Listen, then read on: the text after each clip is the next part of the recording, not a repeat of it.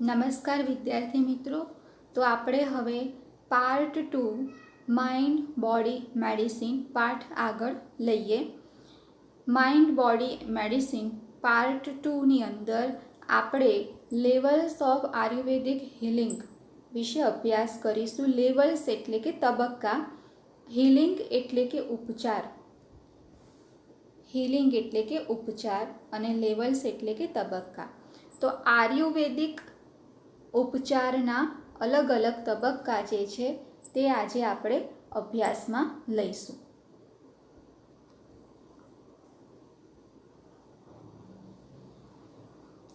પહેલો તબક્કો છે Ayurveda recognises 4 primary levels of healing. અહીંયા આપણને 4 તબક્કા આપેલા છે. એમાં ફર્સ્ટ છે ડિઝીઝ ટ્રીટમેન્ટ એટલે કે રોગનો ઈલાજ કરવો. સેકન્ડ છે ડિઝીઝ પ્રિવેન્શન એટલે કે રોગ થતો અટકાવવો. થર્ડ છે લાઈફ એન્હાન્સમેન્ટ જીવન વૃદ્ધિ. જીવન વૃદ્ધિ એટલે કે દીર્ઘાયુ થવું, લાંબુ આયુષ્ય. અને ચોથું છે અવેરનેસ ડેવલપમેન્ટ એટલે કે જાગૃતતાનો વિકાસ કરવો. આ દરેક તબક્કા જે છે સ્ટેપ બાય સ્ટેપ આયુર્વેદના હિલિંગના તબક્કા છે, જે એક પછી એક ચડિયાતા છે. એટલે કે એક તબક્કો છે, એના પછી બીજો તબક્કો આવે તો બીજો તબક્કો પહેલાં કરતાં વધારે ચડિયાતો છે. એ રીતે 4 તબક્કા આપેલા છે. તો આપણે પહેલો તબક્કો સમજીશું, disease treatment. For most of us medical treatment begins when we fall ill. મોટાભાગે આપણા સૌ માટે તબીબી સારવાર, મેડિકલ એટલે કે વૈદ્યકીય અથવા તો જે દવાને લગતી ટ્રીટમેન્ટ છે તેવી સારવાર ક્યારે શરૂ થાય છે? બિગિન્સ વેન વી ફોલ ઇલ, જ્યારે આપણે બીમાર પડીએ છીએ. It is a form of disease treatment. આ એ ડિઝીઝ ટ્રીટમેન્ટનું સ્વરૂપ છે કે આપણે બીમાર પડીએ અને દવા લઈએ, તે ડિઝીઝ ટ્રીટમેન્ટનું સ્વરૂપ છે. A response to a condition that has already occurred. જે બની જ ગયું છે તે બાબતનો આપણે પ્રતિચાર આપીએ છીએ. એટલે કે રોગ ઉત્પન્ન થઈ ગયો છે, હવે રોગ નિવારવા માટે આપણે દવા લઈએ છીએ. It aims at fixing something already broken. તેનો ઉદ્દેશ જે બગડી ગયું છે અથવા તો જે પહેલેથી જ ખરાબ થઈ ગયું છે, તૂટી ગયું છે, એને ફરીથી સુધારવાનો છે. However, if medicine begins with the treatment disease, it is a failure. તેમ છતાં ખરેખર તો જો રોગ ઉત્પન્ન થાય અને ત્યારે આપણે દવા લઈએ તો તે નિષ્ફળતા છે. Because the disease is already harming us. કારણ કે રોગ પહેલેથી જ આપણને નુકસાન પહોંચાડી રહ્યો છે. તો however, if medicine begins with the treatment of disease, જો રોગના ઉપચારના સ્વરૂપમાં દવા લેવામાં આવે તો તે નિષ્ફળતા છે, કારણ કે રોગ પહેલેથી જ આપણને નુકસાન પહોંચાડી રહ્યો છે. એટ ધીસ સ્ટેજ, આ તબક્કે અથવા તો આ કક્ષાએ, we are left with no option. આપણી પાસે કોઈ વિકલ્પ રહેતો નથી. બટ ફક્ત એક જ વિકલ્પ રહે છે, using drugs and surgery. Drugs એટલે દવા, સર્જરી એટલે કે ઓપરેશન, શલ્યક્રિયા જેને કહીએ છીએ આપણે, which may have many side effects in the long run. લાંબા ગાળે જેના ઘણા માઠા પરિણામો આપણે ભોગવવા પડે છે. તો પહેલો તબક્કો જે છે એને આપણે શું કીધું? Disease treatment. ડિઝીઝ ટ્રીટમેન્ટ શું છે? તો a response to a condition that has already occurred. રોગ બની જ ગયો છે, ઘટિત થઈ ગયો છે, હવે એના માટે આપણે દવા લઈએ છીએ, એ ડિઝીઝ ટ્રીટમેન્ટ છે. એનો મુખ્ય ઉદ્દેશ શું છે? It aims at fixing something already broken. એ તો લક્ષ્યમાં લે છે કે જે હવે ખરાબ થઈ જ ગયું છે તેને આપણે ગમે તેમ કરીને સરખું કરવાનું છે. If medicine begins with the treatment of disease, it is a failure. જો આપણે દવાની શરૂઆત ડિઝીઝ ટ્રીટમેન્ટના સ્વરૂપમાં લઈએ તો તે નિષ્ફળતા છે, કારણ કે disease is already harming us. Because the disease is already harming us. તે પ્રથમથી જ આપણને નુકસાન પહોંચાડી રહ્યો છે. At this stage we are left with no option but using drugs and surgery which may have side effects in the long run. અંતે આપણી પાસે કોઈ જ વિકલ્પ બાકી રહેતો નથી સિવાય કે દવા અથવા તો ઓપરેશન, અને જેના આપણા ઉપર માઠા પરિણામો એટલે કે ખરાબ પરિણામો આપણે લાંબા ગાળે ભોગવવા પડે છે. Next paragraph. A higher level of healing aims at preventing disease before they manifest. આનાથી ઉપરનો તબક્કો લઈએ છીએ હવે આપણે, બીજા નંબરનો તબક્કો, જે છે ડિઝીઝ પ્રિવેન્શન એટલે કે રોગ થતો અટકાવવો. તો એ હાયર લેવલ છે એટલે આનાથી ઊંચા કક્ષાનું છે, આનાથી એક સ્ટેપ આગળ અથવા તો ઉપર છે. તે શું કરે છે, એનો ઉદ્દેશ શું છે, તો એનો ઉદ્દેશ છે aims at preventing disease before they manifest.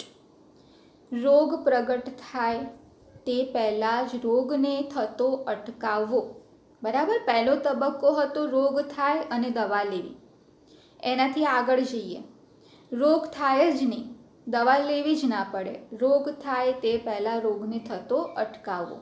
Two reach this stage we ought to consider the fact of our lifestyle, environment, work and psychological condition. આ તબક્કા સુધી પહોંચવા માટે આપણે સૌથી પહેલાં આપણી લાઈફસ્ટાઈલ એટલે કે જીવન જીવવાની પદ્ધતિ, એન્વાયરમેન્ટ પર્યાવરણ, વર્ક આપણું કામ, આપણે શું કામ કરીએ છીએ, આપણી કાર્ય પદ્ધતિ શું છે, સાયકોલોજીકલ કન્ડિશન્સ આપણી માનસિક અવસ્થા ધ્યાનમાં લેવી પડે. બરાબર, તો આપણે આ તબક્કા સુધી પહોંચવું હોય કે રોગ થાય જ નહીં તો રોગને થતો અટકાવવો હોય, એ તબક્કા સુધી પહોંચવા માટે આપણે આપણી જીવન પદ્ધતિ, પર્યાવરણ, કાર્ય પદ્ધતિ અને માનસિક અવસ્થાને ધ્યાનમાં લેવી પડે. We must eliminate the wrong factors in our daily lives that make us helpless to disease. આપણે આપણા જીવનમાંથી અથવા તો આપણી દિનચર્યામાંથી, ડેલી લાઈવ્સ એટલે કે આપણું રોજિંદુ જીવન, દિનચર્યામાંથી આપણે અયોગ્ય કારણો, રોંગ ફેક્ટર્સ એટલે અયોગ્ય કારણોને એલિમિનેટ એટલે કે બાકાત કરવા પડે, એને વિદાય આપી દેવી પડે, એને કાઢી નાખવા પડે કે જે આપણને રોગ સામે લાચાર બનાવી દે છે. એટલે કે જે કારણો આપણને make us helpless to disease, રોગ સામે આપણને લાચાર બનાવી દેતા હોય અથવા તો જેનાથી રોગ થતો હોય તેવા જેટલા કારણો છે એ આપણા રૂટીનમાંથી એટલે કે આપણી દિનચર્યામાંથી આપણે કાઢી નાખવા જોઈએ. To some extent we are always sick because our life is unstable. મોટાભાગે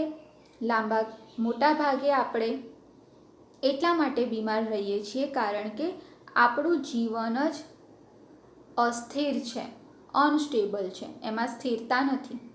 There are always some disease attacking us, particularly in change of seasons or in the aging process.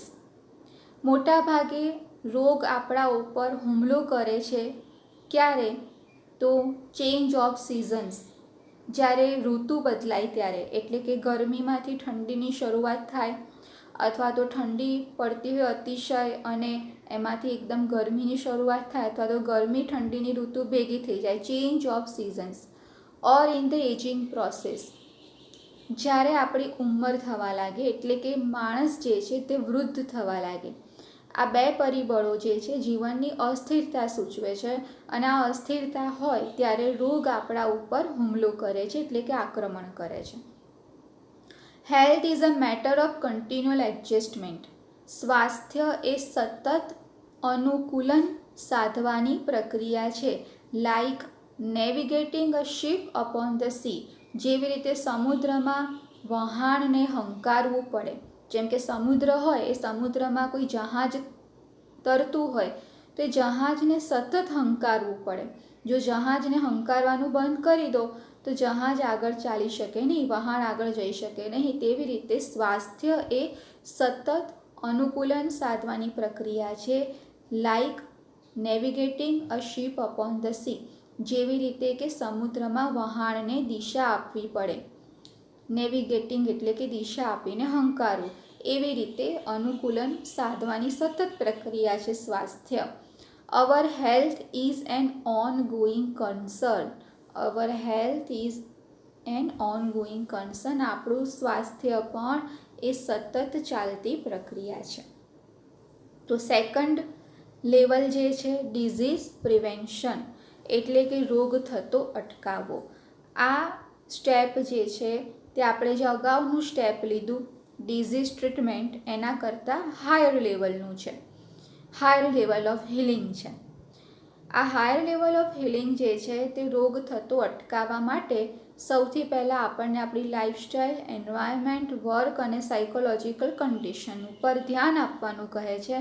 અને આપણા ડેલી લાઈફ્સ એટલે કે રોજિંદા જીવનમાં જે પણ કોઈ રોંગ ફેક્ટર્સ હોય કે જેના કારણે રોગ થતા હોય અથવા રોગ સામે આપણે લાચાર બની જતા હોય એને એલિમિનેટ કરવાનું કહે છે, એટલે કે રદ કરવાનું કહે છે, એને બાકાત કરવાનું કહે છે, એને જાકારો આપવાનું કહે છે. ત્યારબાદ આપણું જીવન જ અસ્થિર છે અને જીવન અસ્થિર હોવાનું કારણ એ છે કે ઋતુ બદલાતી રહે છે અને માણસના ઉંમરમાં પણ સતત વધારો થતો રહે છે. તો સૌથી વધારે રોગ ક્યારે અટેક કરે છે, ક્યારે હુમલો કરે છે માણસના શરીર ઉપર? તો in the change of seasons, જ્યારે ઋતુ બદલાય ત્યારે. અને બીજું છે એજિંગ પ્રોસેસ, વ્યક્તિ વૃદ્ધ થવા લાગે ત્યારે. તો હેલ્થ જે છે કેવી પ્રક્રિયા છે? સતત ચાલતી પ્રક્રિયા છે, ઓન ગોઈંગ કન્સર્ન છે. અ matter of કન્ટિન્યુઅલ adjustment like navigating a ship upon the sea. હવે આપણે લઈએ છીએ થર્ડ લેવલ, અને થર્ડ લેવલ છે life enhancement. The third level of treatment is life enhancement therapy. Life enhancement એટલે કે જીવન વૃદ્ધિ કરવી, લાંબુ આયુષ્ય કેવી રીતે પ્રાપ્ત કરવું, એ આપણને આયુર્વેદનું થર્ડ લેવલ જે છે તે શીખવાડે છે. Which aims at improving our vitality and enabling us to live longer. Vitality અથવા તો એનો ઉચ્ચાર વાઇટેલિટી પણ થાય છે. એનો અર્થ થાય છે જીવન શક્તિ અથવા જીવન ઉર્જા.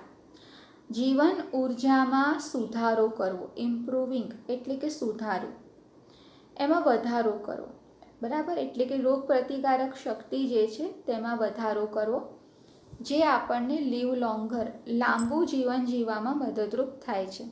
It does not merely prevent disease but shows us how to increase our positive energy. તે માત્ર રોગને થતો અટકાવતું જ નથી, પરંતુ આપણી હકારાત્મક ઉર્જામાં વધારો કેવી રીતે કરવો તે પણ આપણને શીખવાડે છે. It does not merely prevent disease, તે માત્ર રોગ થતો અટકાવતો નથી, બટ શોઝ અસ, તે આપણને એ પણ દેખાડે છે how to increase our positive energy, આપણી હકારાત્મક ઉર્જા અથવા હકારાત્મક શક્તિમાં વધારો કેવી રીતે કરવો તે પણ આપણને દેખાડે છે. However, Ayurveda aims at creating health, avoiding disease and helping us live longer. આ જે ત્રીજું સ્ટેપ છે તે ત્રીજું સ્ટેપ 3 લક્ષ્યને ધ્યાનમાં લે છે. એમ્સ એટ ક્રિએટિંગ હેલ્થ, સ્વસ્થ અથવા તો સ્વાસ્થ્ય અથવા તંદુરસ્તીનું સર્જન કરવું, અવોઇડિંગ ડિઝીઝ, રોગને નકારવા એટલે કે રોગ થાય જ નહીં, અને ત્યારબાદ છે હેલ્પિંગ અસ લીવ લોંગર, લાંબુ જીવન જીવવું. તો થર્ડ લેવલ ઓફ જે ટ્રીટમેન્ટ છે લાઈફ એન્હાન્સમેન્ટ, એના લક્ષ્ય કયા છે? તો aims at creating health, avoiding disease and helping us live longer. તો આને કહે છે લાઈફ એન્હાન્સમેન્ટ થેરાપી. લાંબુ જીવન કેવી રીતે જીવવું, લાંબુ આયુષ્ય કેવી રીતે પ્રાપ્ત કરવું, તેના માટે સૌથી પહેલાં આપણી જીવન શક્તિને પ્રબળ કરવી. જીવન શક્તિ પ્રબળ થાય તો માણસનું શરીર જે છે તે લાંબુ આયુષ્ય લઈ શકે, સ્વસ્થ પણ રહી શકે અને રોગને પણ પોતાના જીવનમાં આવતા અટકાવી શકે. અને હવે આપણે લઈશું 4th લેવલ, અને 4th લેવલ છે અવેરનેસ ડેવલપમેન્ટ, એટલે કે જાગૃતતાનો વિકાસ કરવો. The 4th level of Ayurveda healing is awareness development. This requires a spiritual approach to life. આ જે તબક્કો છે જે 4th લેવલનો છે, બરાબર. તો 4th લેવલનો જે તબક્કો છે જેનું નામ છે અવેરનેસ ડેવલપમેન્ટ, તે તબક્કા સુધી પહોંચવા માટે આપણે આધ્યાત્મિક અભિગમ કેળવવો પડે. This requires a spiritual approach to life. Spiritual એટલે આધ્યાત્મિક અભિગમ અથવા તો પદ્ધતિ કેળવવી પડે. To be healthy is important, but health is not an end itself. અગત્યનું વાક્ય છે, સમજવા જેવું છે કે સ્વસ્થ હોવું અગત્યનું છે, પરંતુ માત્ર સ્વસ્થ જ થઈ જવું તે પોતાનામાં કોઈ અંત નથી. એટલે સ્વસ્થ થવું અગત્યનું છે, પણ સ્વસ્થ થઈ ગયા ત્યાં અંત આવતો નથી, ત્યાં પૂર્ણ વિરામ ના મુકાય. સ્વસ્થની સાથે સાથે ખુશ રહેવું, સુખી થવું પણ એટલું જ જરૂરી છે, એમ અહીંયા કહેવા માંગે છે. It is not enough merely to prolong our lives and have better energy to do things we want. માત્ર જીવન લાંબુ કરવું એટલે કે લાંબુ જીવવું અને આપણને જે વસ્તુઓ જોઈએ છે તે વસ્તુઓ મેળવવા માટેની શક્તિ પ્રાપ્ત કરવી, આટલું જ પર્યાપ્ત નથી. જીવન માટે આટલું પર્યાપ્ત નથી કે આપણી પાસે શક્તિ હોય કે આપણે જે વસ્તુ જોઈએ છે તે મેળવી શકીએ અને આપણે લાંબુ જીવી શકીએ. ત્યાં જીવન સમાપ્ત થતું નથી, ત્યાં જીવન પૂરતું થતું નથી. તો બીજી કઈ બાબતો આપણે ધ્યાનમાં લેવી જોઈએ? તો we ought to consider what we are using our energy for and why. આપણે એ પણ ધ્યાનમાં લેવું પડે કે આપણી જે ઉર્જા છે, આપણી જે શક્તિ છે, તેનો ઉપયોગ આપણે ક્યાં કરીએ છીએ અને શા માટે કરીએ છીએ. We ought to consider what we are using our energy for and why. શેના માટે આપણે આપણી ઉર્જાનો ઉપયોગ કરીએ છીએ અને કેમ. ફોર વોટ એન્ડ વાય, શેના માટે અથવા તો કોના માટે, અને વાય એટલે કેમ, શા માટે. આપણી શક્તિ શેના માટે છે અને શા માટે છે તે પણ આપણે વિચારવું પડે. The quality of our awareness is the real fruit of all that we do. આપણી જાગૃતતાની ગુણવત્તા જ આપણે જે પણ કંઈ કાર્ય કરીએ છીએ તેનું સાચું ફળ છે. The quality of our awareness is the real fruit of all that we do. આપણે જે પણ કંઈ કાર્ય કરીએ છીએ તેમાં આપણી જાગૃતતાની જે ગુણવત્તા છે તે જ સાચું ફળ છે. It is our ultimate expression, તે આપણું અંતિમ અભિવ્યક્તિ છે. The essence of who we really are, આપણે ખરેખર કોણ છીએ, આપણી ઓળખ શું છે, એનું અસેન્સ એટલે કે એનું સાર છે, એનું સત્વ છે. એટલે કે it is our ultimate expression, the essence of who we really are. આપણે ખરેખર કોણ છીએ અથવા તો આપણા હોવાપણાનો જે સાર છે તે છે, અસેન્સ છે, તત્વ છે. જાગૃતતાની જે ગુણવત્તા છે તે ગુણવત્તા અંતિમ અભિવ્યક્તિ છે અને ખરેખર આપણે કોણ છીએ તેનો તે સાર છે અથવા તો તત્વ છે અથવા સત્વ છે. Our awareness is the only thing we can take with us until we die. આપણી જાગૃતતા જ એકમાત્ર વસ્તુ છે કે જે આપણે મૃત્યુ પામીએ તો પણ આપણી સાથે લઈ જઈ શકીએ છીએ. માણસનું શરીર મૃત્યુ પામે ત્યારે પોતાની સાથે કંઈ જ લઈ જઈ શકતું નથી, પરંતુ માત્ર ને માત્ર તે જાગૃતતા કેળવેલી જાગૃતતા લઈ જઈ શકે છે. It contains two grow even when the body and mind decline. તે સતત વિકાસ પામતી રહે છે ત્યારે પણ જ્યારે આપણું શરીર અને આપણું મન મૃત્યુ પામે છે.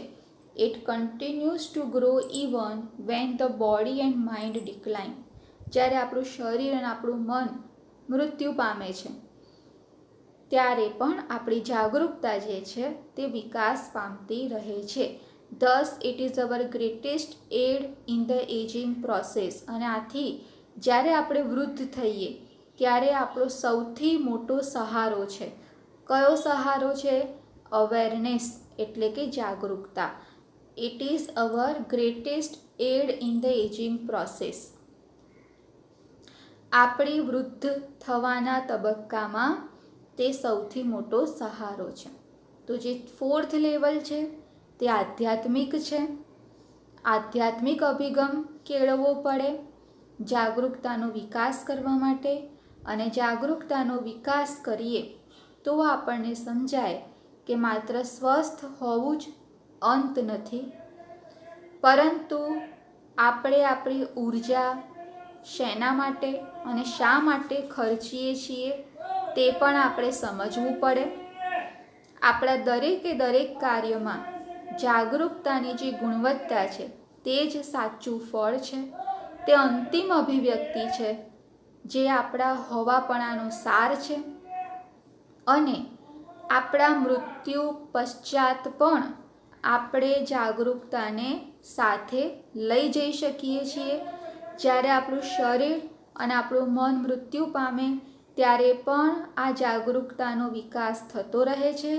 અને વૃદ્ધાવસ્થામાં જાગૃતતા જ આપણો સૌથી મોટો સહારો છે.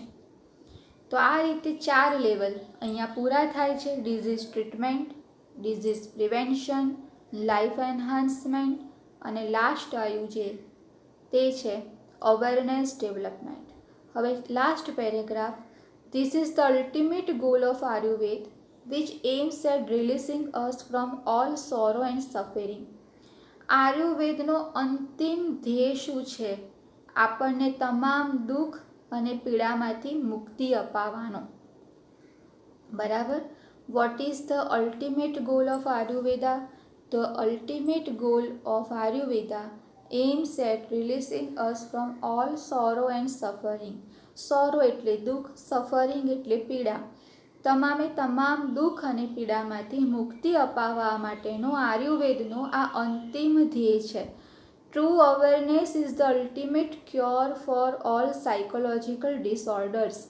તમામ માનસિક બીમારીઓનો અંતિમ ઈલાજ છે સાચી જાગૃતતા.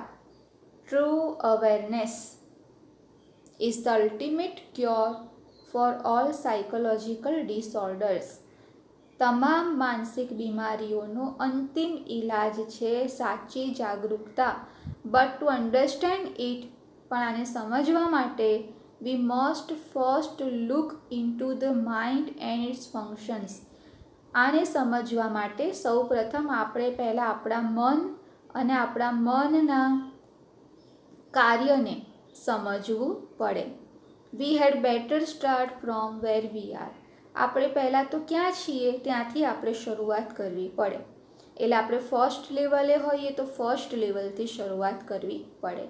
In this direction our journey proceeds. અને આ દિશામાં પછી આપણી યાત્રા જે છે તે શરૂ થાય અથવા તો વિકાસ પામે. તો આ રીતે આયુર્વેદના જે 4 લેવલ્સ ઓફ હિલિંગ જે છે અને આયુર્વેદના જે ધ્યેય છે તે અહીંયા પૂરા થાય છે. આપણે ગ્લોસરી સમજી લઈએ. તમારા ટેક્સ્ટ બુકમાં આપેલી છે. પેથોજેન્સ મેં તમને પાઠ સમજાવતી વખતે કીધું, એનો અર્થ થાય છે ફૂગ અથવા બેક્ટેરિયા. એને કહે છે હાર્મફુલ એલિમેન્ટ્સ, બેક્ટેરિયા અથવા તો વાયરસ. પછી સેલ્ડમ એટલે ભાગ્યે જ, ક્યારેક જ કંઈક વસ્તુ બને તો એને સેલ્ડમ કહેવાય. એના માટે રેરલી, ઓકેશનલી અને નોટ ઓફન શબ્દનો ઉપયોગ થાય છે. એક્યુએટ એટલે ગંભીર, જેને અંગ્રેજીમાં કહે છે સિવિયર. અથવા તો સિરિયસ. પછી સ્ટ્રેન એટલે કે તણાવ, એને આપણે ટેન્શન અથવા સ્ટ્રેસ પણ કહી શકીએ. અનરેસ્ટ એટલે કે વિશ્રામપૂર્ણ સ્થિતિ ના હોય તેવું, બેચેની, અશાંતિ. મેનિફેસ્ટ એટલે પ્રગટ થવું, વિઝિબલ અથવા અપિયર. ઓર્ગેનિક બાયોલોજિકલ એટલે કે માનવ શરીરને લગતી બાબતો. વાઇટેલિટી એટલે એનર્જી, ઉર્જા અથવા શક્તિ, તાકાત. પ્રોલોંગ એટલે કે લંબાવવું. નેવિગેટ એટલે ફાઇન્ડ ધ વે, દિશા શોધવી. ડિક્લાઇન, વીકનિંગ, નબળું પાડવું અથવા નબળું થઈ જવું. તો આ રીતે વિદ્યાર્થી મિત્રો તમારું unit 4 read 1 mind body medicine પાઠ જે છે તે અહીંયા પૂરો થાય છે.